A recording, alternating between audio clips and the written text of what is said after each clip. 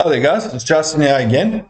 In today's video, I'm going to be having a look at my first impressions on Windows 11 22H2 and the gaming performance.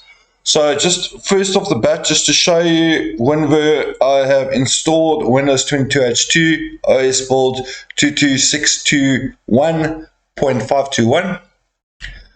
So what I wanted to go over is what I've noticed in my limited time spending time with Windows 11 22H2.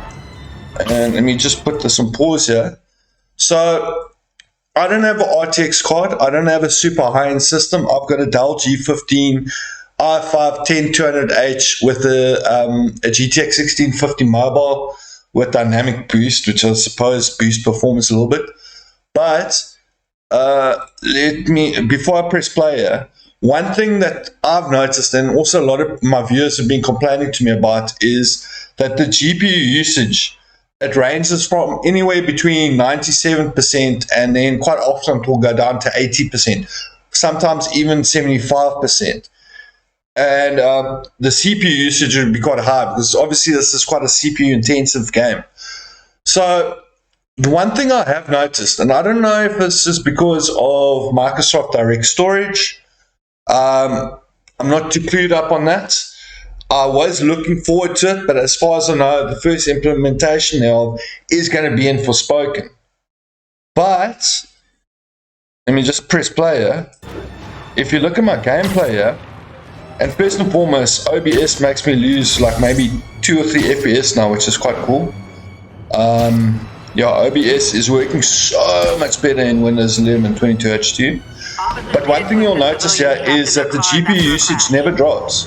And that's been a problem with Spider-Man for me since it's launched, and I've done all the updates, and the GPU usage always ranges anywhere between 97 to 80%, depending on which areas you go to. And what you'll notice here is the CPU usage is stupidly low.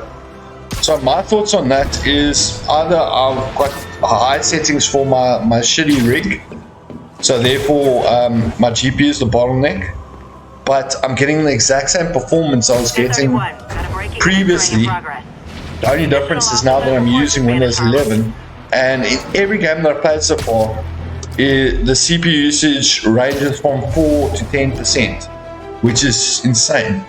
So my thoughts are it's probably an early implementation of Microsoft Direct Storage. Obviously what it does is the RAM's interacting with your, skipping your CPU and interacting with your GPU. But as far as I knew, you had to have an RTX card for a Direct Storage to work. So I'm not 100% certain. Sorry about that. But what I will say is my games I'm not getting high FPS in my games, but my games are running a lot smoother.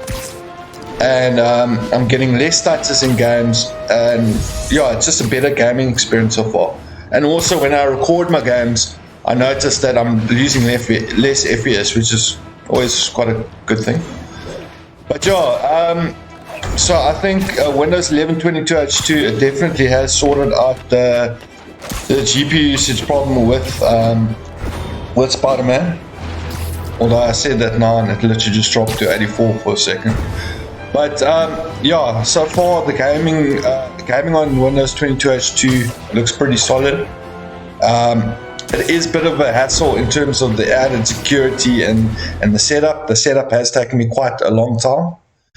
And I will actually be doing a video on a BitLocker, because I had a bit of a problem with BitLocker from late last night until early this morning. It was actually giving me grey hairs. I came up with the easy solution. So I'll make a video on that. But other than that, so far my experience with Windows 11 22H2 is pretty positive. Games run smoother, not higher FPS, but it seems to be less CPU bottleneck for heavy CPU intensive games. Anyways, I'm talking enough junk now. It's people like you. Have a good day. Cheers.